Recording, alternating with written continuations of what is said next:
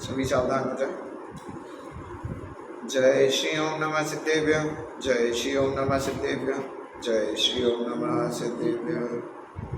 नमो अरिहन्ताणं, नमो सिद्धाणं, नमो आयरियाणं,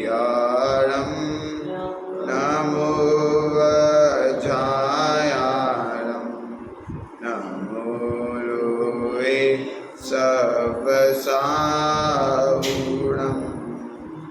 वन्दे तु सर्वसिद्धे ध्रुवमचलमणो वमं गतिं पते गोचामि समय पावड मिडमो सुध केवली बड़िदम् हेलो लुप्तमहामोहस्तमस्तो मम जयत्यद प्रकाशय जगत्तत्त्वमनेकान्तमयम्।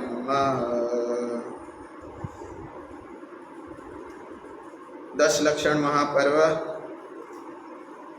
अपनी प्रारंभता की ओर है। क्या बोला? प्रारंभता की ओर। अरे अंत की ओर जा रहा है, अंत की ओर नहीं है, प्रारंभता की ओर है। तो 10 लक्षण धर्म अपनी प्रारंभता की ओर है। एक एक धर्म को हम समझ रहे हैं। एक एक धर्म के साथ जो संयम, जो साधना हमारे अंदर में आनी चाहिए, उसके लिए 12 भावनाओं का अनुशीलन। अनुशीलन क्या होता है? अनुशीलन माने जिस एक चीज़ पर पोस्टमार्टम करना, एक चीज़ को सारी और से अच्छी प्रकार से हर एक एंगल से कि वो क्या कहना चाहती है, उसका क्या स्वरूप है, उसका नाम है अनुशीलन।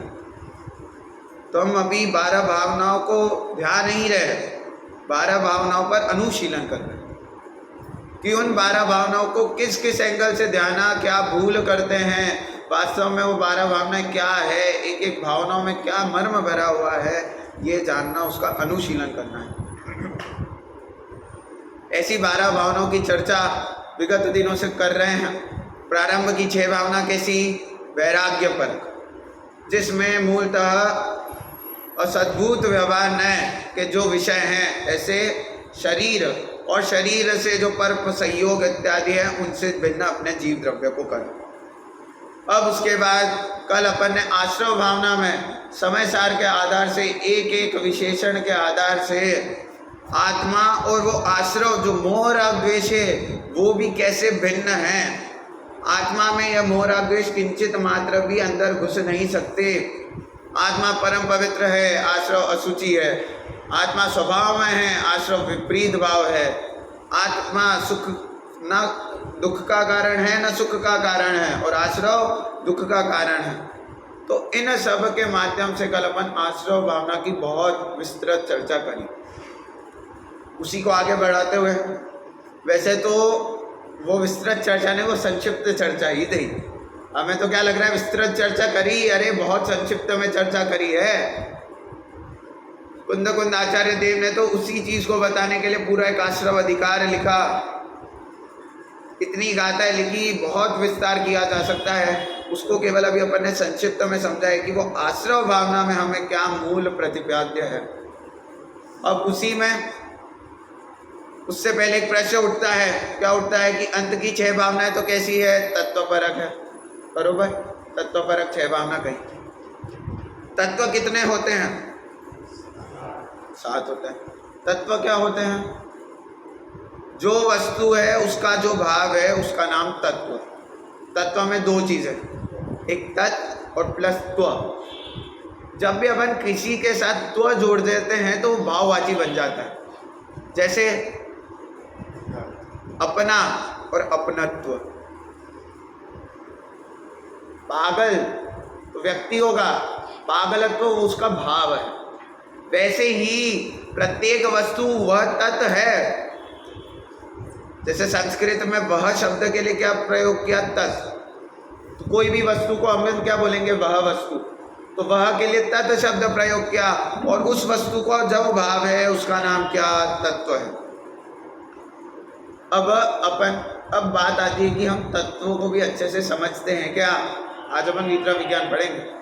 क्या तत्व कितने? 7 तत्व। अब ये 7 तत्व भी दो अपेक्षाओं से, द्रव्य से और भाव से। तो सबसे पहले द्रव्य तत्व समझ लेते हैं, बहुत सरल है कि जीव और अजीव तत्व। जीव अजीव तत्व तो क्या है? जीव माने जो जानता दिखता है, सुख दुख का अनुभव करता है, सो जीव। जो जानता दिखता नहीं है, सुख दुख का अनुभव नहीं कर सकता, चेतना जिसमें ना पाई जाती है, वो अजीव। माइक क्या है? अजीव है। और मैं स्वयं क्या हूँ? जीव हूँ। आश्रव बंध संबंध निजरा मोक्ष। क्या कर्मों का आना सो आश्रव, कर्मों का आकर रुक जाना सो बंध। जो कर्म आ रहे थे उनका कर्मों का आना रुक गया सो संवर। अब जितने कर्म हैं उनका खिरना चालू हुआ, आधे कर्म खिर गए सो निर्जरा, और जो पूरे कर्म खिर गए उसका नाम मोक्ष। अब ये अभी अपन ने सबने भली भांति अपन सबको पहले से ज्ञात था, ये क्या है? द्रव्य तत्व है। अब जब भाव तत्व की बात आती है तब यह जीव बहुत कंफ्यूज हो जाता है कि द्रव्य आश्रव तो क्या है? कर्मों का आना, उसका नाम तो द्रव्य आश्रव, ठीक है। भाव आश्रव क्या है? तो इतना तो पता है कि मोह राग द्वेष है, लेकिन वो मोह राग द्वेष को भाव आश्रव क्यों कहा? वो मोह राग द्वेष अच्छे क्यों नहीं है? इसकी विस्तृत चर्चा आश्रव भावना में करी। अब उसके बाद जब संवर निजरा पे आए तो अब मैं आपसे पूछता हूँ, भाव संवर किसे कहते हैं? किसे कहते हैं भाव संवर? भाव निजरा किसे कहते हैं? देखते हैं। यही मैं बताना चाह रहा हूं कि हमें द्रव्य से तो पता है, लेकिन वो जिस कारण से हो रहा है ऐसे भाव पक्ष को नहीं पता। तो ये क्या है? भावनाएं हैं। एक एक भावना में उस भाव पक्ष की ओर लेकर जाया जा रहा है। तो अब संवर भावना कल चर्चा करी थी कि आश्रव भावना कौन से तत्व में आएगी? आश्रव तत्व में कि संवर तत्व में? संवर तत्व में। अब बात करो कि संवर भावना कौन से तत्व में आएगी? संवर भावना संवर तत्व में आएगी। अब मैं पूछता हूं, संवर भावना और संवर तत्व में कुछ अंतर भी है या नहीं? क्या कह रहे हैं? संवर भावना और संवर तत्व, इन दोनों में कुछ अंतर है या ये दोनों एक ही चीज है? तो कहते हैं अलग अलग चीज है। क्या? संवर भावना तो कारण है और संवर तत्व कार्य है। क्या कहा? संवर भावना कारण है और संवर तत्व कार्य है। कि संवर तत्व के जब कारण बताए, हेतु बताए, ये संवर तत्व, ये जो संवर रूप अवस्था है, संवर रूप पर्याय रूप अवस्था है, ये कब आएगी? ये पर्याय में कब आएगी? तो कहते हैं जब आप गुप्ति, समिति, परिशह, अनुप्रेक्षा, धर्म और चारित्र, इनको जब अपने जीवन में लाओगे तो ये संवर रूप अवस्था तुम्हारे जीवन में आएगी। कारण बताए ना, सगुप्ति, समिति, धर्मानुप्रेक्षा, परिषद है, चारित्र। तो ये संवर भावना कारण है और संवर तत्व कार्य। तो इसमें एक संबंध तो क्या हो गया? कारण कार्य का संबंध। अब एक संबंध व्याप्य व्यापक संबंध है, वो कैसे है वो भी देखते हैं। उससे पहले क्या बताया कि ये संवर और संवर तत्व और संवर भावना, ये दोनों भिन्न भिन्न है, अलग अलग है। अब संवर किसे कहा? कि जो कर्म आ रहे थे उन कर्मों का आना रुक जाना, उसका नाम संवर। कर्मों का आना क्या है? आश्रव। और वो कर्मों का आना रुक जाना, उसका नाम संवर। माने आश्रव का रुक जाना का नाम क्या है? संवर है। आश्रव का निरोध सो संवर। अब वहां सारी चीजें लगा लेना कि आश्रव कैसा था? अशुचि था, अविपरीत था, अविपरीत नहीं विपरीत था, और अनन्य स्वभाव वाला था, दुख का कारण था। और ये जो संवर है, ये संवर उससे विपरीत कहा, माने अपने स्वभाव में सुख का कारण है। अब देखना, अब आप बोलोगे पंडित जी आपके तो है ना दांत दिखाने के कुछ और बताने के कुछ और। क्यों? कल तो कह रहे थे कि आत्मा से भिन्न आश्रव है, आश्रव अशुचि, आश्रव विपरीत, आश्रव दुख का कारण, और उससे भिन्न आत्मा को बताया कल आपने। आज कह रहे हो संवर उससे विपरीत है। तो ऐसे अलग अलग क्यों बोल रहे हो? तो कहते कि आत्मा आश्रय करने की अपेक्षा से वहां पर आश्रव भाव से भिन्न बताया, और ये संवर पर्याय है। अब देखना, संवर को क्या कहा? कार्य कहा। संवर को क्या कहा? कार्य कहा। और आत्मा को क्या कहा? आत्मा न कार्य है न कारण है, वो तो आश्रय करने योग्य है। कि जब आत्मा का आश्रय किया तब यह पर्याय उत्पन्न हुई कि आत्मा तो स्वभाव से सुखमय ही है, आत्मा में कभी दुख शामिल नहीं हुआ, और आत्मा न कभी सुख का कारण हुआ। सुख का कारण, ये जो पर्याय का कारण है वो क्या है? ये संवर। वापस समझ नहीं आया क्या? कि जो कार्य होता है, कार्य किसी कारण पूर्वक होगा, बरोबर। अब कार्य क्या हो? जो कार्य निष्पन्न हो, जो उत्पन्न हो, जो पहले से ही है, अनादि काल से है, उसको कार्य कहेंगे क्या? नहीं कहेंगे। कार्य क्या होता है? जिसमें कोई नवीनता है। कि जैसे अपनी दुकान तो 10 साल से है, तो उसमें अभी कार्य नहीं कहा जाएगा। लेकिन जब अपन दुकान का कोई रिनोवेशन कराएं, उसमें कुछ नवीनता है, तो अपन कहते हैं कि हाँ, हमने दुकान में कुछ काम कराया है। माने कार्य कराना क्या? कि कोई नवीनता का आना। अब ये संवर को कार्य कह रहे हैं। नवीनता किस में आएगी? पर्याय में आएगी। उत्पन्न कौन होता है? पर्याय होती है कि द्रव्य होती है? पर्याय उत्पन्न होती है। द्रव्य तो त्रिकाली वैसा ही है, हमेशा वैसा ही रहेगा। लेकिन नया कार्य किसमें हुआ? नवीनता किसमें आई? उत्पन्न कौन हुई? वो पर्याय हुई। तो कहते हैं संवर कार्य है, संवर एक पर्याय है, और अपना आत्मा द्रव्य है। तो आत्मा आश्रय करने के लिए है, और आत्मा का आश्रय करके जो नवीनता आई, जो कार्य हुआ, उसका नाम संवर है।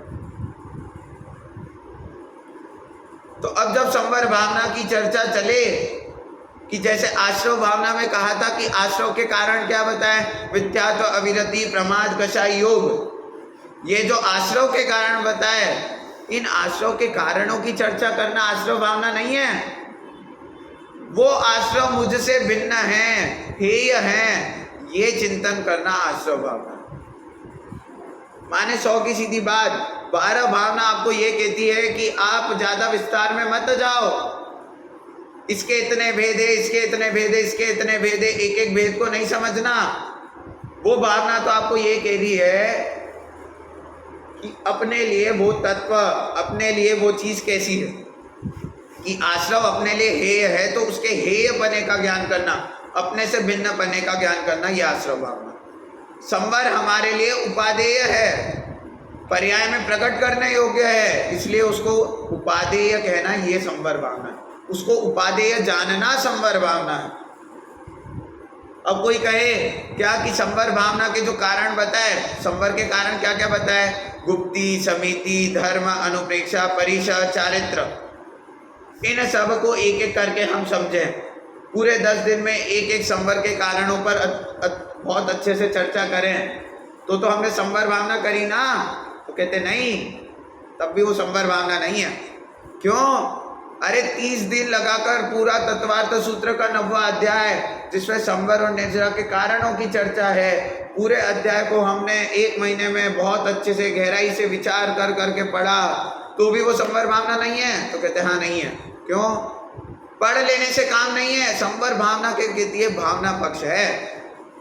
संवर भावना कह रही है कि कितना भी पढ़ लिया हो, लेकिन जब तक उसको उपादेय ना मानो, वो मेरे लिए हितकर है, ये नहीं समझोगे, तब तक वो भावना नहीं है।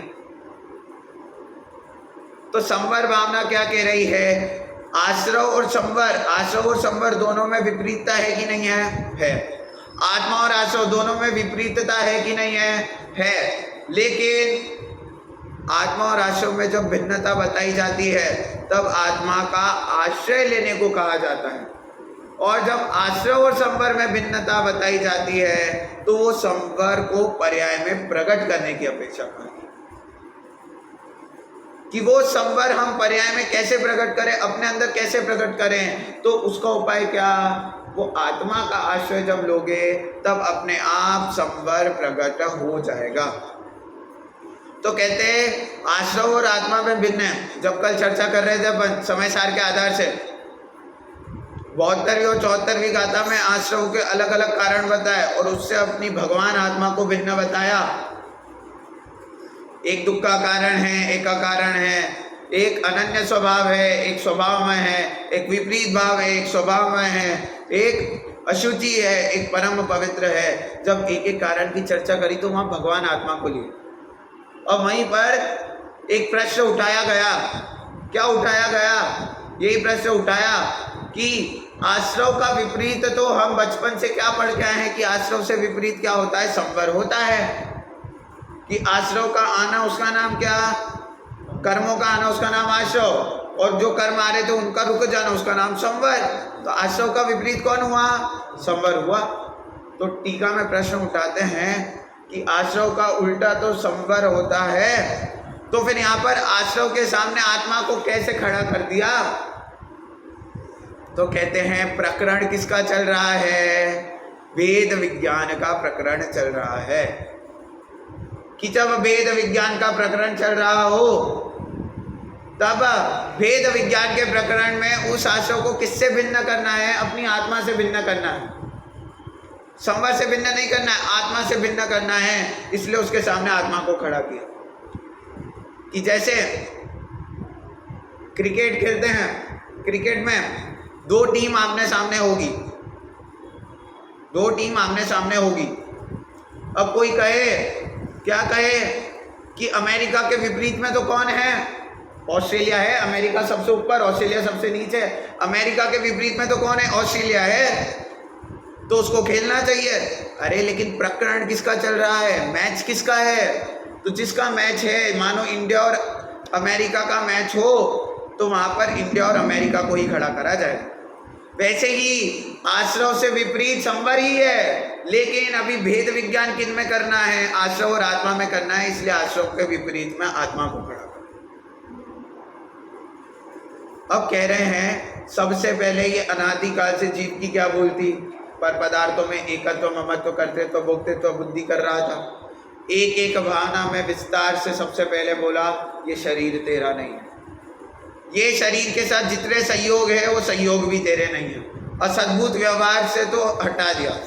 अब जब सद्भूत व्यवहार पे आए तो कहते हैं भैया आपकी क्लास बढ़ गई है, अब आप 2nd 3rd क्लास में नहीं रहे हो, अब आप आ गए हो 9th 10th क्लास में। अब विषय भी अच्छा गंभीर हो गया है, विषय भी बढ़ गया है और विषय सूक्ष्म हो गया है। कि पहले तो जो बाहर की बहुत चीजें थी, ये शरीर बाहर का था। इस शरीर से जो पत्नी, घर, मकान जिनको मैं अपना मान रहा था उसको भिन्न करा दिया। अब सूक्ष्मता में जा रहे हैं कि आश्रव भावना में वो जो मोह राग द्वेष थे उनसे भिन्न करा। अब और सूक्ष्मता क्या? कि ये जो संवर है, ये जो निर्जरा है, माने जो सम्यक दर्शन रूप पर्याय है, ये भी जीव से भिन्न है। अब ये बात पचेगी नहीं। क्या क्या बोल रहे हैं? सम्यक दर्शन अनादिकाल से नहीं हो रहा था, आखिरकार अंत में जाके कैसे करके मैंने वो सम्यक दर्शन को प्राप्त कर लिया। और फिर कहते कि ये सम्यक दर्शन तेरा नहीं है। कि आप बचपन से एक सपना लेकर चलो, मेरे को बड़े होकर क्रिकेटर बनना है, मेरे को बड़े होकर एस्ट्रोनॉट बनना है। पूरा जीवन उस पर लगा दो, 30 साल की कड़ी मेहनत, कड़ी पढ़ाई, पूरा जीवन उसमें लगाया, 12-12 घंटे पढ़ के IAS IPS बन गए, अपना सपना पूरा कर लिया। और उसके बाद कोई आपको आके बोल दे क्या कि ये तुम्हारी पूरी मेहनत तुम्हारी है ही नहीं, कि जो IPS बने वो IPS तुम्हारे है ही नहीं, तो जमीन पैरों के नीचे से जमीन खिसक जाएगी। वैसे ही बोल रहे हैं कि अनादिकाल से क्या बोला? सम्यक तो धारण नहीं हुआ, और जब हुआ तो कहते हैं सम्यक तो तेरा नहीं है। तो कहते हैं हाँ, क्यों? क्योंकि सम्यक दर्शन एक पर्याय है, सम्यक ज्ञान एक पर्याय है। अच्छा, जब प्रारंभ में 6 भावनाओं की चर्चा कर रहे थे तब अपन ने क्या बोला था कि पर्याय जो है वो कैसी होती है, अनित्य होती है, उसको स्थायी बनाना किसी के बस में बात नहीं है।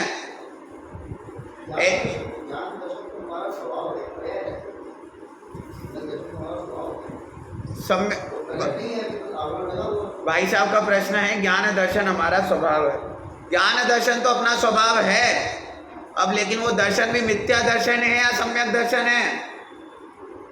कि ज्ञान दर्शन तो अपना स्वभाव है, त्रिकाल रहेगा, लेकिन फिर भी उसमें प्रति समय परिवर्तन हो रहा है। ऐसा क्यों कि किसी को तो क्षयोपशामिक ज्ञान होता है, किसी को अल्प ज्ञान है, किसी को केवल ज्ञान है, फिर ऐसा भेद कैसे आया? तो ये पर्याय के कारण कि ज्ञान, जब आप ज्ञान सामान्य की चर्चा करोगे कि प्रत्येक जीव में ज्ञान है, वो ज्ञान गुण तो गुण में है, ये जो ज्ञान दर्शन है गुण है और पर्याय अलग है।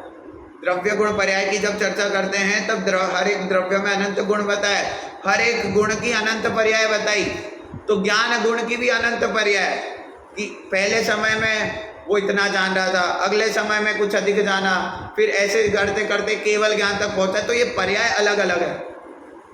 तो कहते हैं जो श्रद्धा गुण है, उस श्रद्धा गुण की क्रमशः बहुत सारी पर्याय होती है। कभी मिथ्या श्रद्धा, जिसे मिथ्या दर्शन कहते हैं, जब श्रद्धा सम्यक तो हुई उसे सम्यक दर्शन कहते हैं। तो ये क्या है? ये एक पर्याय। अब कह रहे हैं कि ये जो पर्याय है, ये पर्याय उस द्रव्य से भिन्न है। अब कहते क्या? अभी द्रव्य गुण पर्याय में तो हमने पढ़ा कि द्रव्य से कभी भी पर्याय भिन्न हो सकती है, क्या नहीं हो सकती है?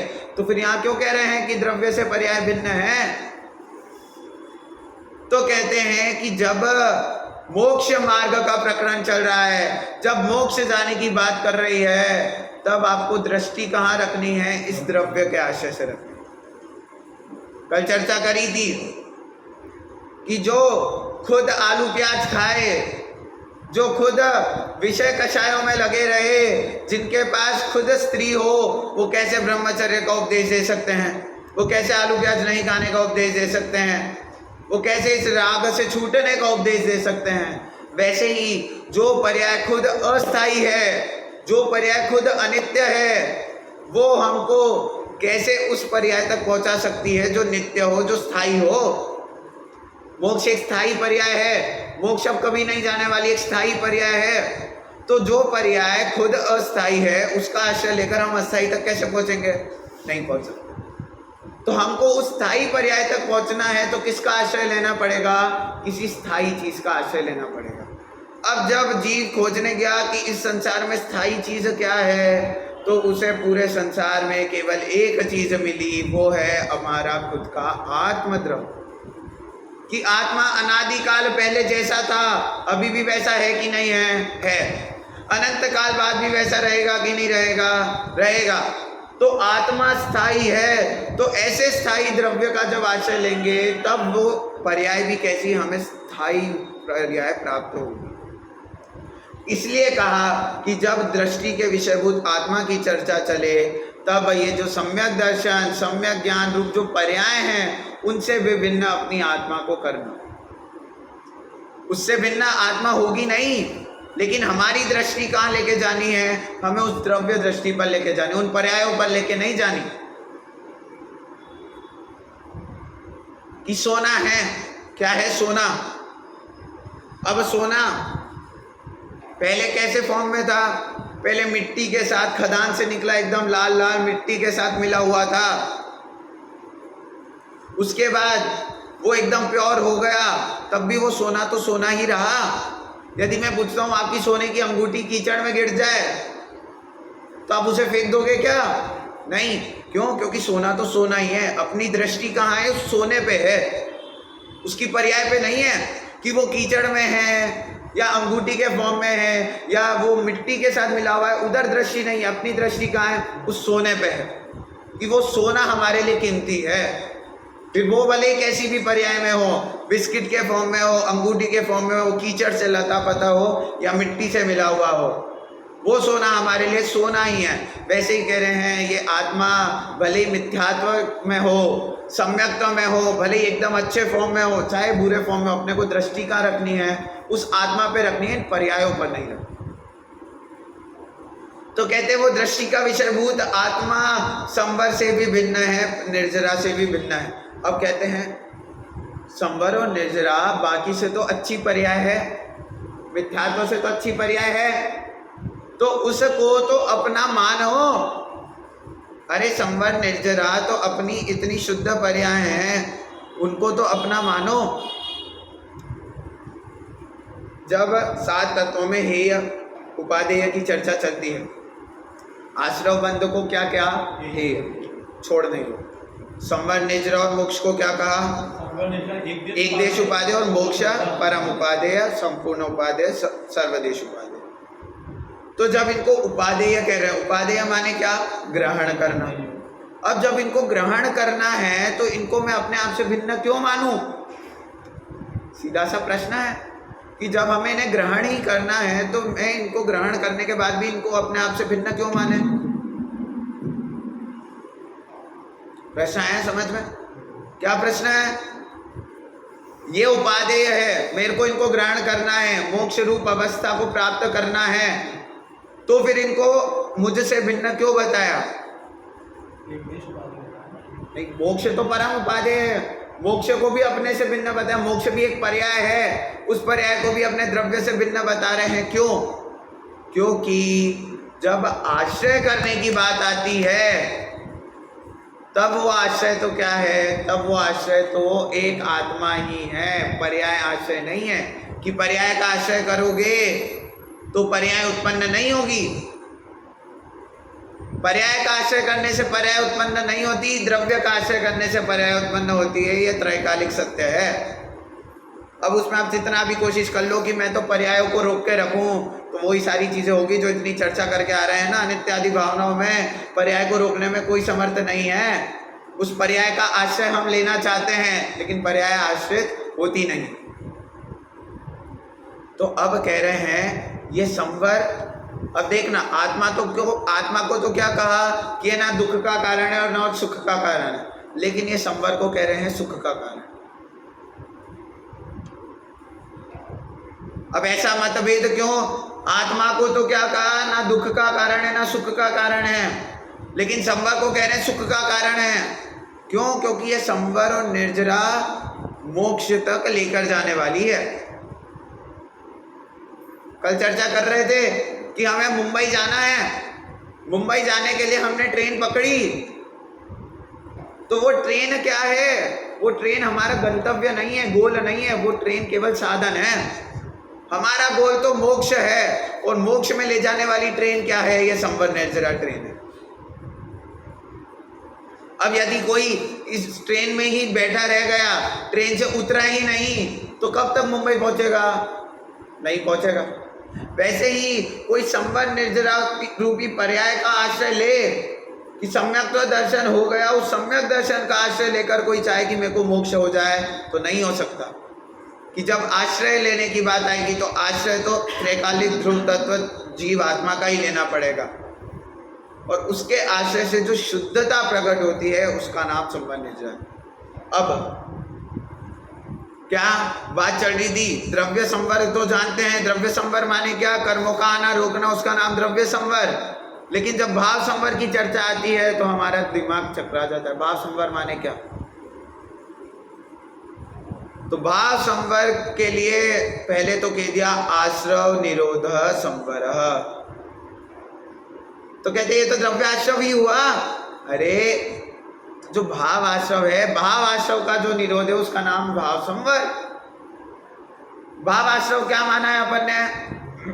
मोह राग द्वेष। क्या माना है? मोह राग द्वेष माना है।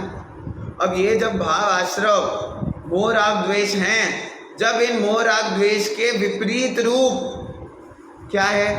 वीतरागता। जो वीतराग रूप परिणति है उसका नाम क्या है? संवर है। और गहराई में बात करूं तो संवर को धर्म का मूल कहा कि सम्यक दर्शन हो गया माने आपको संवर हो गया, कि सम्यक दर्शन की प्राप्ति उसका नाम संवर है। अब जब आप कर्णानुयोग में देखेंगे, अच्छा मोहनीय की कितनी प्रकृतियां? टोटल मोहनीय की कितनी प्रकृतियां? 28। उसमें से दर्शन मोहनीय की कितनी प्रकृतियां? 3। और दर्शन संबंधी कितनी प्रकृतियां? 7। 4 अनंतानुबंधी भी दर्शन संबंधी प्रकृतियों में लेना। तो दर्शन संबंधी कितनी प्रकृतियां? 7। अब मैं आपसे पूछता हूं, अब देखना बड़ी गजब की बात है। आप अपन अनादिकाल से मिथ्या दृष्टि हैं है। आपके मोहनीय कर्म की कितनी प्रकृतियां अभी होगी? उन 28 प्रकृतियों में से कितनी प्रकृतियां होगी? क्या पूछ रहा हूं? चारित्र मोहनीय, दर्शन मोहनीय की 28 प्रकृतियां, 25 मोहनीय, 25 चारित्र मोहनीय को 25 कषाय भी कहते हैं, और दर्शन मोहनीय की मिथ्यात्व, सम्यक मिथ्यात्व, सम्यक प्रकृति। इन 28 में से आपकी कितनी प्रकृतियां होगी? 26। वाह, 26। कैसे कहा 26? नहीं, उत्तर तो सही दिया। उत्तर तो क्या दिया उन्होंने? 26 दिया, बिल्कुल सही उत्तर दिया। लेकिन वो 26 कैसे उसका गलत उत्तर दिया। क्या कि उन 28 में से आपकी कितनी प्रकृतियां हैं? 26। किसकी कह रहे हैं? जो अनादि से मिथ्या दृष्टि है उसकी कह रहे हैं। क्यों? क्योंकि जो दर्शन मोहनीय की 3 प्रकृतियां हैं, कौन कौन सी? मिथ्यात्व, सम्यक मिथ्यात्व और सम्यक प्रकृति। अब आप देखोगे मिथ्यात्व, सम्यक मिथ्यात्व, सम्यक प्रकृति में से जो लास्ट की 2 है, सम्यक मिथ्यात्व, सम्यक प्रकृति, उसमें एक शब्द आ रहा है सम्यक्त्व। वो कब होगा? जब सम्यक्त्व होगा। माने जब आप अनादिकाल से मिथ्या दृष्टि हो, आज तक सम्यक तो नहीं हुआ है, तो वो मिथ्यात्व, सम्यक मिथ्यात्व, सम्यक प्रकृति एक ही अंदर है, मिथ्यात्व ही है। जैसे ही सम्यक्त्व होता है, उस मिथ्यात्व के 3 टुकड़े हो जाते हैं। एक बनता है मिथ्यात्व, एक बनता है सम्यक मिथ्यात्व और एक बनता है सम्यक प्रकृति। अब कैसी विचित्र बात है, जो सम्यक दृष्टि जीव है उसके 28 कर्म हो सकते हैं, और हम अनादि से मिथ्या दृष्टि है, हमारे उनसे कर्म मोहनीय कर्म है। बताओ। लेकिन उनकी विशुद्धता ज्यादा है, हमारी विशुद्धता उतनी नहीं है।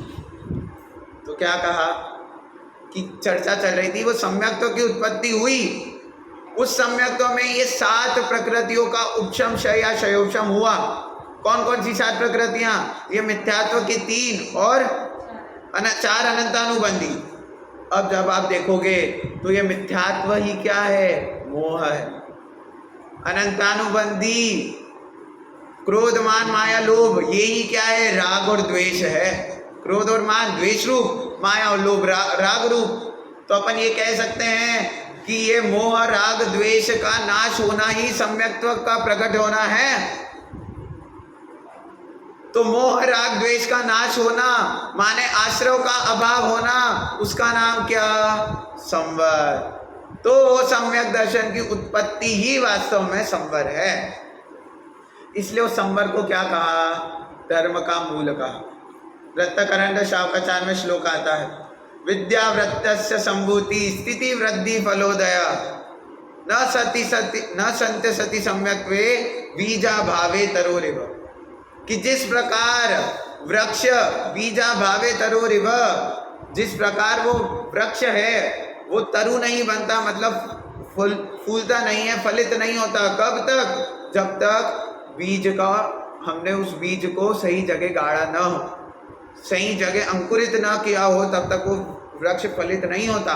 वैसे ही सम्यक दर्शन बीज है कि जब सम्यक दर्शन होगा तब वो सम्यक ज्ञान, सम्यक चारित्र रूपी वृक्ष फलित होगा।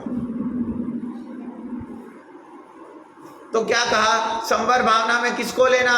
तो संवर भावना में, तो वास्तव में संवर भावना क्या है? सम्यक दर्शन का हो जाना संवर है। अब सम्यक दर्शन में भी और जाओ कि सम्यक दर्शन की कितनी परिभाषा मिलती है? 4 परिभाषा मिलती है। 7 तत्व का श्रद्धांशो सम्यक दर्शन, आपा पर का श्रद्धान उसका नाम सम्यक दर्शन, और देव शास्त्र गुरु का श्रद्धान उसका नाम सम्यक दर्शन, और अपनी आत्मा का श्रद्धान उसका नाम सम्यक दर्शन। अब ये चारों अलग अलग होती है। नहीं, अरे एक हुई तो चारों होगी ही होगी। चारों के कथन करने की अपेक्षा अलग अलग है। एक व्यवहार ऐसे कथन कर रहा है, एक सात तत्वों की अपेक्षा कथन कर रहे हैं, एक अपने आत्मा और पर की अपेक्षा कथन कर रहे हैं। मूलभूत तो क्या कि आत्मानुभूति हुई, अपनी आत्मा का श्रद्धान हुआ तो संवर हो गया। तो सबसे पहले कहा कि संवर भावना में किसकी भावना मुख्य करना? आत्मानुभूति। कि आत्मानुभूति मेरे लिए कितनी आवश्यक है, इसकी उपादेयता का चिंतन करना कि ये मेरे लिए अत्यंत आवश्यक है। ये आत्मानुभूति जब तक नहीं होगी मैं इस संसार में भटकता रहूंगा। इस भावना, ये जो चिंतन चलेगा, ये संवर भावना है। दूसरा, भेद विज्ञान। स्टार्टिंग से हर एक भावना में क्या कराया गया है? भेद विज्ञान ही तो कराया है। अब भेद विज्ञान में कहते हैं, भेद विज्ञान के लिए दो पक्ष होना आवश्यक है, दो पार्टी होनी चाहिए, दो साइड होनी चाहिए। एक साइड किसको रखना है? अपने आप को रखना है, अपनी आत्मा को रखना है। और दूसरी साइड किसको रखना है? उद्गल, धर्म, अधर्म, आकाश, काल, छह द्रव्यों को, जीव द्रव्यों को भी रखना। उसके बाद सात तत्वों में से भी जीव, अजीव, आशव, बंध, संवर, निजरा, मोक्ष, शुभ अशुभ पर्याय, जितनी पर्याय हैं उन सबको भी दूसरी साइड। अब कहते हैं इस साइड किसको रखा? एक आत्मा को रखा। और इस साइड क्या? बाकी सभी तत्वों को रखा। अच्छा, जीव तत्व को भी इधर रखना है क्या? कहते हैं हाँ। क्यों? अरे मैं अपनी आत्मा हूं, उसके अलावा जितने जीव द्रव्य हैं वो सब तो मुझसे भिन्न है। तो जब वेद विज्ञान का प्रकरण चल रहा है तो मेरी आत्मा से वो सारे जीव भी भिन्न हैं, सारी शुद्ध अशुद्ध पर्याय भी भिन्न हैं। तो ये वेद विज्ञान का प्रकरण है। ये वेद विज्ञान मेरे लिए कितना जरूरी है, इसका चिंतन करना संवर भावना में आएगा। संवर भावना में ये चिंतन नहीं करना है क्या कि संवर के कितने कारण हैं, संवर वस्तु स्थिति से कैसे प्रकट होता है। उसमें ये चिंतन करना है कि संवर मेरे लिए जरूरी कितना है। भावना शब्द का क्या मतलब है? कि जो अपने भावों से जुड़ी, कि हमारे भावों में क्या चीज आएगी कि वो संवर मेरे लिए इतना जरूरी क्यों है, इसका नाम भावना है। तो उसकी उपादेयता का चिंतन करना संवर भावना है। कि क्या कहा? उस वेद विज्ञान की महिमा आनी चाहिए। वेद विज्ञानतः सिद्ध, ये सिद्धा ये किल केचिना, अस्य भावतः ये बद्धा ये किल केचिना। अब देखो आचार्य ने कैसा श्लोक बनाया, सिर्फ 5 शब्दों का प्रयोग किया, 4 या 5 शब्दों का, बद्धा, किल, केचिना, इस शब्द के अलावा कुछ किया ही नहीं।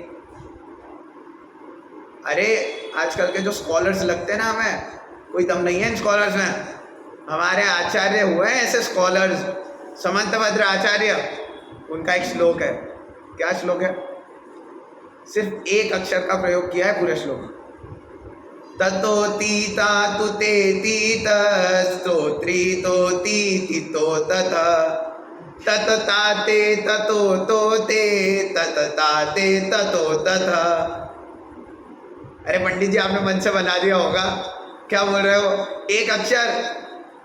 और कहते हैं अब ये जो श्लोक है ना, इसका एक अर्थ नहीं है, 7 अर्थ हैं। अब सोचो, एक अक्षर से पूरा श्लोक बना दिया और उसमें भी 7 अर्थ निकल रहे हैं। क्या कि आपको कहा जाए, कैसे कहा जाए? रोको मत, जाने दो। 2 अर्थ निकलते हैं। रोको मत के बाद कॉमा लगाओ, रोको मत, जाने दो। और रोको के बाद कॉमा लगाओ, अरे रोको मत, जाने दो। ऐसे ही ये जो पूरा श्लोक है, इसमें आप कॉमा अलग अलग जगह लगाते जाओ, अलग अलग अर्थ निकलते जाते हैं। और केवल एक श्लोक नहीं लिखा। अब जैसे एक वर्ण से पूरा श्लोक बना ना, उसका अगला श्लोक सिर्फ 2 वर्णों से बना, अगला श्लोक केवल 4 वर्णों से बना। तो वास्तव में स्कॉलर्स तो ऐसे होते हैं, माने समंतभद्र आचार्य कैसे दिग्गज आचार्य होंगे, कितना ज्ञान होगा। आप तो मीमांसा, रत्नकरंड, शावकाचार इतने महान महान ग्रंथ लिख दिए, एक एक श्लोक में इतने मर्म भर दिए, तो क्या कह रहे हैं कि ऐसे भेद विज्ञान की महिमा आनी चाहिए। वो भेद विज्ञान की महिमा आना, उसका नाम क्या है? उसका नाम है, क्या नाम है उसका? संवर भाव। अब तत्व कितने होते हैं? 7 होते हैं। अंतिम की 6 भावनाएं तत्व परक भावनाएं। अब अपन ने आश्रव, अभी तक संवर तक कितने तत्व हो गए? 5 तत्व, जीव, अजीव, आश्रव, बंध, संवर। और भावनाएं कितनी आई? सिर्फ 2, आश्रव भावना और संवर भावना। तो प्रश्न उपस्थित हुआ, अरे बंध भावना नहीं देनी थी क्या? कि बंध तत्व का चिंतन नहीं करना है? तो कहते आश्रव का चिंतन करा तो बंध का भी चिंतन हो गया। क्यों? कर्मों का आना, उसका नाम आश्रव। अरे कर्म आएंगे तो बंधेंगे, तो बंधेंगे ही। अब कोई कहे क्या कि 13वें गुणस्थान में तो कौन सा आश्रव होता है? इर्यापत आश्रव होता है कि कर्म आते हैं बिना रुके चले जाते हैं। तो मैं कहता हूँ कोई इस रूम में आया और चले गया, भले 1 सेकंड के लिए आया, लेकिन वो 1 सेकंड के लिए तो इस रूम में उसका बंद हुआ कि नहीं हुआ? हुआ। वैसे ही वो कर्म आ रहे हैं और जैसे ही आ रहे तत्काल खिर जा रहे हैं, लेकिन फिर भी वो एक समय जो आए, फिर भी उनके एक समय का बंध तो हुआ कि नहीं हुआ? हुआ। उसे यद्यपि उपचार से कह दो कि वो बंध वास्तव में बंद ही नहीं है, कि एक समय आया नहीं आया एक ही बरोबर है। वैसे ही लेकिन जब सूक्ष्मता से विचार करोगे तो 1 सेकंड के लिए तो इस रूम में उपस्थित था, 1 सेकंड तो इस रूम में उसका बंध था। वैसे ही ये आश्रव आते हैं तो निश्चित रूप से बंध होता ही होता है। तो कहते हैं आश्रव आए, आश्रव का जो चिंतन किया वही बंध का चिंतन है, उसके लिए अलग से चिंतन प्रक्रिया की आवश्यकता नहीं।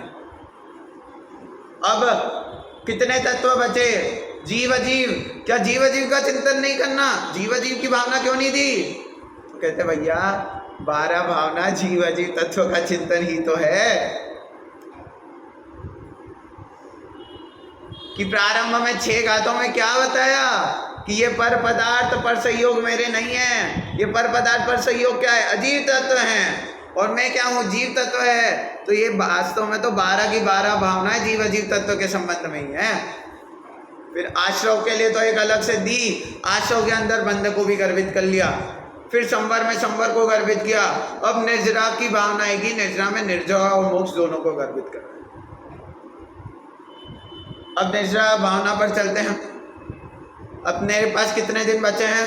3 दिन। उत्तम, त्याग, आकिंचन और ब्रह्मचर्य। और भावना है 4, एक एक्स्ट्रा है। तो प्रयास करते हैं आज थोड़ी निर्जरा भावना की चर्चा हो जाए, कल भी थोड़ी आदि निर्जरा भावना की लेते हुए लोक भावना की चर्चा कल करेंगे। तो 7 तारीख को, लेकिन फिर भी वो एक मज़ा आता है कि वो जो 10 दिन हैं, उस 10 दिन में ये जो वैराग्यमय चिंतन की प्रक्रिया है वो व्याख्यान हो जाए। उसके बाद उस दिन अलग एक नया कुछ चिंतनात्मक विषय ले लेंगे। अभी तो क्या निर्जरा भावना। अब निर्जरा भावना पे आते हैं। अब निर्जरा क्या है? सबसे पहले तो निर्जरा 2 प्रकार की जनागम में मिलती है, सविपाक निर्जरा और अविपाक निर्जरा। कि जो अपने षटखंडागम, जो सबसे प्राचीन ग्रंथ है, उसमें सकाम अकाम शब्द नहीं मिलेंगे। जो समय सार है उसमें भी सकाम अकाम शब्द का प्रयोग नहीं किया गया। वहाँ पे तो ये सविपाक अविपाक निर्जरा का ही प्रयोग मूलतः मिलता है। वैसे सकाम अकाम निर्जरा भी इसी का पर्यायवाची है, सविपाक और अविपाक निर्जरा। क्या होती है कि कर्म उदय में आए, कि जैसे ही कर्म उदय में आए वो कर्म निश्चित रूप से खिर जाएंगे। कि जिन कर्मों का उदय आया, कि क्रोध कर्म का उदय आया, मैंने क्रोध किया, तो वो जो क्रोध कर्मों के उदय में आए वो अब क्या हो गए? निर्जरित हो गए, चले गए।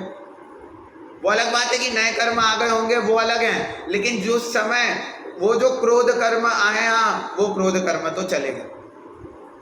तो जो समय लेकर आता है और खिर जाता है वो तो कौन सी निर्जरा है? सविपाक निर्जरा। तो कहते हैं वास्तव में जो निर्जरा है वो सविपाक निर्जरा तो ज्ञानी के भी होती है, अज्ञानी के भी होती है, निगोदिया जीव के भी होती है। ये मोक्ष मार्ग में कारण नहीं है। मोक्ष मार्ग में कारण तो कौन सी है? अविपाक निर्जरा।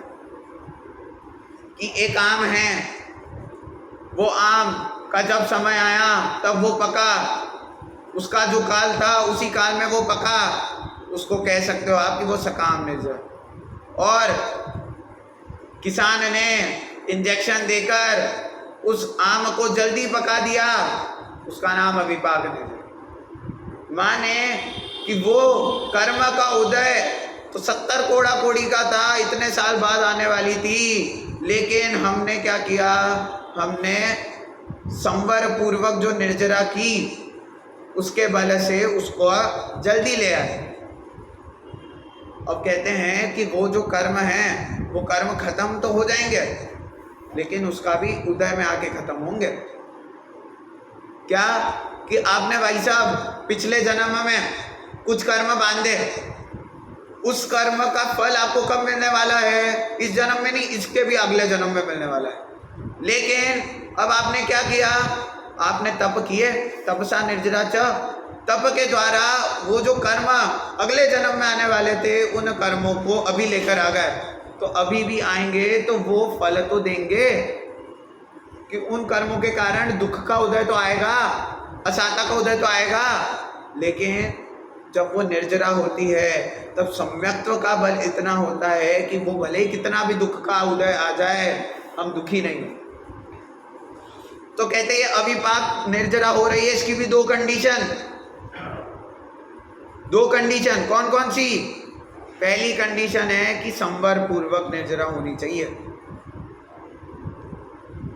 कि बिना संवर के निर्जरा कर लो तो भाई साहब बाल तप है, अनादिकाल से किए हैं।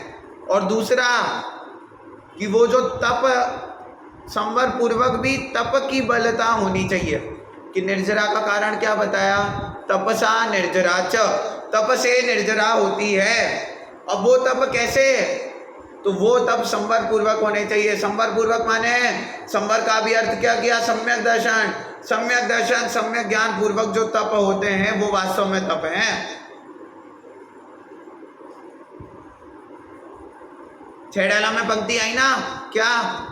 कि अज्ञानी ने इतने साल से कितने तप किए, लेकिन वो सब तप कैसे हैं? निरर्थक हैं। और ज्ञानी ने क्षण मात्र में उनसे ज्यादा कर्मों की निर्जरा कर ली। अज्ञानी के छिन्न माही ते सहज टरे थे। माने वो ज्ञान का बल यदि उन तपों में नहीं हुआ तो वो सारे तप कैसे हैं? निरर्थक हैं। कि हम उपवास कर रहे हैं, अमौदर्य कर रहे हैं, प्रति परिसंज्ञान, रस परित्याग, विविक्त शय्यासन, प्रायश्चित, विनय, वैयाव्रत, स्वाध्याय, विसर्ग, ध्यान, जितने भी तप के वेद कहें, कार्यकारी कब? जब सम्यक दर्शन हो। समझ लो ये 12 डब्बों की ट्रेन है, लेकिन इंजन इसका क्या है? वो सम्यक दर्शन है। यदि वो सम्यक दर्शन नहीं हुआ तो ये डब्बे डब्बे ही रह जाएंगे, खड़े के खड़े रह जाएंगे। इसलिए सम्यक दर्शन पूर्वक जब तप किया तो जीव को कहाँ हुई? जीव की क्या हुई? कर्मों की निर्जरा। अब इस निर्जरा में भी क्या देखा कि निर्जरा के कौन कौन से भेद? सविपाक और अविपाक निर्जरा। अब उसमें भी तप को, अब उसमें भी जैसे संवर में आश्रम में क्या कहा कि आश्रम के जो भेद कहे, आश्रम के जो कारण कहे, संवर के कारण कहे, उनका विस्तृत विवेचन करना, उनका समझ लेना भावना नहीं है। क्या कि संवर तत्व का यदि आप विवेचन करो तो 9वें अध्याय में तो पूरा वही विवेचन है। तो 9वें अध्याय को पढ़ लिया हो और हम समझे कि हमने संवर भावना भा ली, तो कहते नहीं कि इसमें जो भेद प्रभेद हैं उन भेद प्रभेदों को चिंतन नहीं करना है। हमें तो ये चिंतन करना है कि वो मेरे लिए कार्यकारी है नहीं कार्यकारी है, ये चिंतन करना है। तो ये निर्जरा मेरे लिए कितनी उपादेयता रखती है, कितनी इंपॉर्टेंस रखती है, इसका चिंतन करना निर्जरा भावना के अंतर्गत आता है। अब उसमें भी तत्वार्थ सूत्र में तो केवल तप को निर्जरा का कारण बताया। जब कार्तिकेय अनुप्रेक्षा में कार्तिकेय स्वामी कहते हैं कि तप के साथ वैराग्य भी निर्जरा का कारण। उमा स्वामी आचार्य को नहीं पता होगा कि वैराग्य भी निर्जरा का कारण है, या फिर कार्तिकेय स्वामी ने गलत लिखा हो कि वैराग्य भी निर्जरा का कारण है। तो कहते नहीं, कि जहाँ पर उमा स्वामी आचार्य ने क्या कहा कि संवर पूर्वक निर्जरा होती है, तो वहाँ पे संवर का अर्थ ही वैराग्य ले लेना। वैराग्य माने क्या? वो पर पदार्थ से दृष्टि हटी, उदासीन भाव, वो सम्यक्त्व की उपलब्धि, और वही सम्यक्त्व तो संवर है। तो कहते हैं आचार्य अलग अलग ग्रंथ में अपनी अपनी भाषा से अलग अलग चीजें लिखते हैं, लेकिन वस्तु स्थिति नहीं बदलते। वस्तु स्थिति तो वही है कि एक जगह उसी को वैराग्य कहा जा रहा है, एक जगह उसी को संवर कहा जा रहा है। तो निर्जरा होती तो कैसे है? ये संवर पूर्वक ही होती है, और उससे जो तप हुए वही वास्तव में निर्जरा है। अब आज जो शाम को अपन चिंतन करेंगे वो निर्जरा भावना नहीं है, वो निर्जरा तत्व को समझेंगे कि 12 तप, आज उत्तम तप का दिन है, 12 तप की जब चर्चा करेंगे तो वो निर्जरा तत्व का चिंतन है। और निर्जरा भावना कहती है, क्या कहती है कि तुम भेद प्रभेद में मत पड़ो, तुम ये विचार करो कि वो निर्जरा भावना तुम्हारे लिए कितनी कार्यकारी है, हितकर है अहितकर है, इसका नाम चिंतन करना है। कि आप बाजार में गए, बाजार में कितनी सारी चीजें मिलती है। एक 9th क्लास के या 10th क्लास में या 11th क्लास में होगा, इसी 2-3 क्लास में से हिंदी में एक चैप्टर है, जैनेन्द्र कुमार ने लिखा है। चैप्टर का नाम है बाजार दर्शन। क्या नाम है? इतना सुंदर चैप्टर लिखा है उन्होंने, वास्तव में बता दिया क्या कि बाजार में आप जाओ तो ये बाजार में खाली मन लेके मत जाओ, भरा हुआ मन लेके जाओ। कि आप बाजार में जाओगे, जितनी चीजें देखोगे सारी चीजें तुम्हें खरीदने का मन करेगा, लेकिन वहाँ पे अब जितनी चीजें हैं, हम बाजार में जाके आप जैसे कुछ लेने गए, आप समझ लो लौकी लेने गए। अब आप लौकी लेने गए, अब बाजार में जाके आप ये देखोगे क्या कि लौकी के कितने टाइप्स होते हैं। लौकियाँ भी 10 प्रकार की पाई जाती है, उसमें भी ये वाली लौकी, ये वाली लौकी, ये अरे ये सब नहीं देखोगे। आप क्या देखोगे कि अभी मेरे प्रयोजन का क्या है, कि वो लौकी मेरे को काम में आ रही है या नहीं आ रही, वो वस्तु जो मैं लेने गया हूँ वो मेरे लिए हितकारी है अहितकारी है, ये है। तो ये होती है भावना। तो कह रहे हैं कि उनके भेद प्रभेद में मत जाओ, वो मेरे लिए कार्यकारी है अकार्यकारी है, हितकर है अहितकर है, इसकी जो चिंतन प्रक्रिया है उसका नाम है भावना।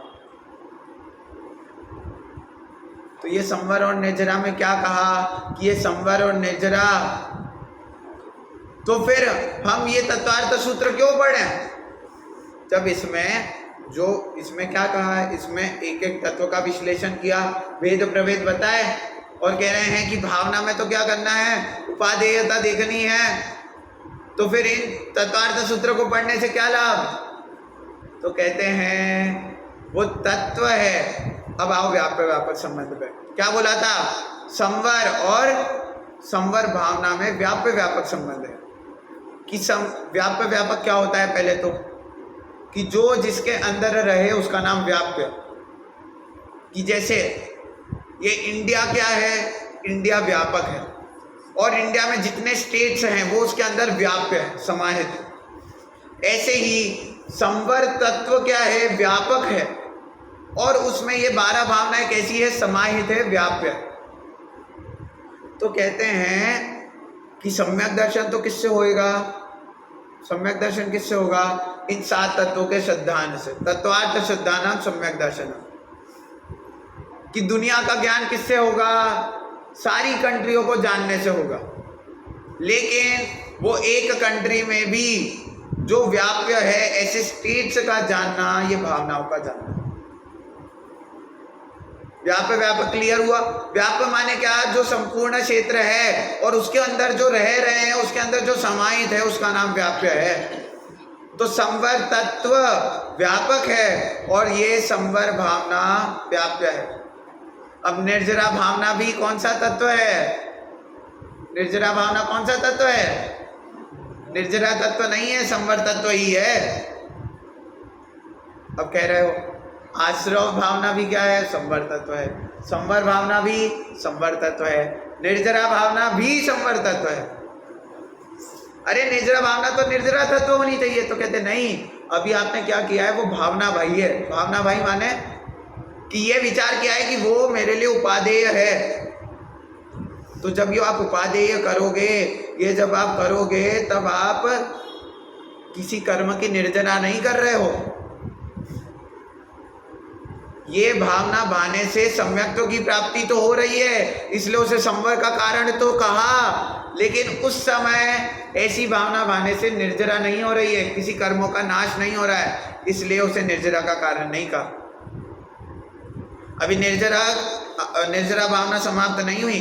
अभी बहुत सारी चर्चा है कि निर्जरा तत्व, इस निर्जरा तत्व का उपादेयता क्या, कि जैसे संवर तत्व में संवर तत्व के भेद मात्र जानना संवर भावना नहीं है, तो फिर संवर भावना क्या है कि वो आत्मानुभूति का चिंतन, भेद विज्ञान का चिंतन संवर भावना। अब ऐसे ही निर्जरा भावना का क्या चिंतन है, यह अब अपन कल देखेंगे। उसके बाद इस निर्जरा भावना में ही मोक्ष भावना कैसे समाहित हो जाती है, ये भी कल देखेंगे। उसके बाद कि यहाँ पर मोक्ष तत्व समाप्त हो गए, 7 तत्व समाप्त हो गए, उसके बाद ये 3 भावना फिर अलग क्यों दी? तत्व परक चिंतन है। उन 3 भावना में फिर कौन कौन से तत्व ले लिए, कौन कौन से तत्वों का चिंतन हुआ, इसको भी कल देखेंगे।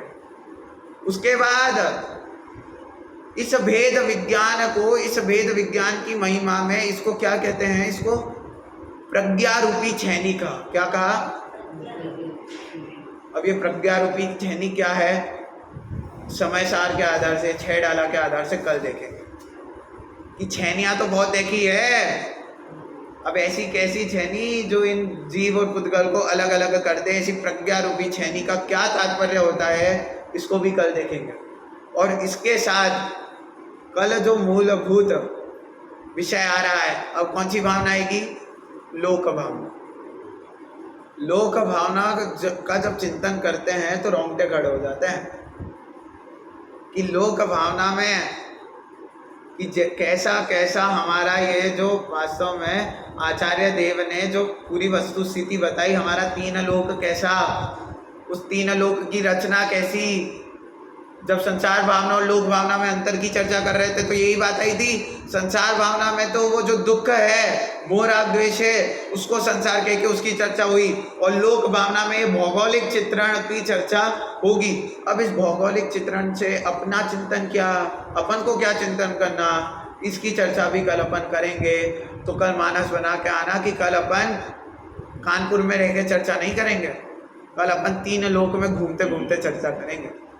ट्रेन पकड़ेंगे, 3 लोक में जाएंगे, अलग अलग जगह जाएंगे, अकृत्रिम चैत्यालयों के बारे में, 3 लोक की कैसी रचना है, ऊपर से नीचे तक सिद्ध भगवान कहाँ विराजमान है, निगोदिया जी कहाँ रहते हैं, इसका पूरा चित्रण अपन लोक भावना के माध्यम से करते हुए, लोक भावना में इतना सब चित्रण करने के बाद भी जीव तत्व को उससे क्या समझना, क्या चिंतन करना, इसकी चिंतन प्रक्रिया क्या होती है, इसको अब आगे अपन आगामी क्रम में समझेंगे।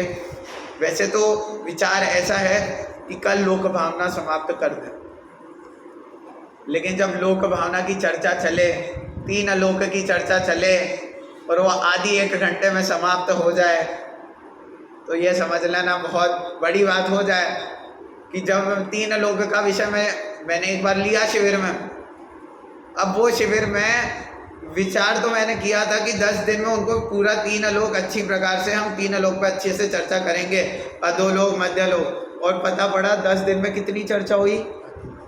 अरे मध्य लोक की भी नहीं, मध्य लोक में केवल जम्बू द्वीप की चर्चा उन 10 दिन में कर पाए हम। तो वास्तव में इतना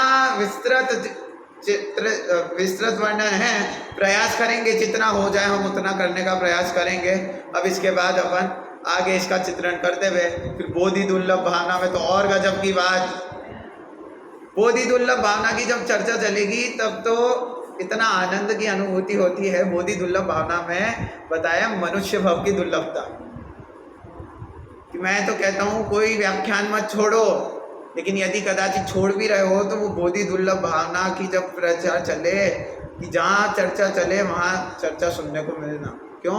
क्योंकि जब पता पड़ेगा कि ये मनुष्य भाव इतना दुर्लभ है, तब वास्तव में ये धर्म कार्य में लगने की, स्वाध्याय करने की प्रेरणा जगेगी। तो ये फिर बोधि दुर्लभ भावना, और फिर अंत में जाके धर्म भावना में क्या कहना चाह रहे हैं, वो धर्म भावना से वास्तविक धर्म कैसा है, वो वास्तविक धर्म इस धर्म भावना से प्रकट होगा कि नहीं होगा, कि वो मोक्ष लेके जा रहा है कि नहीं जा रहा है।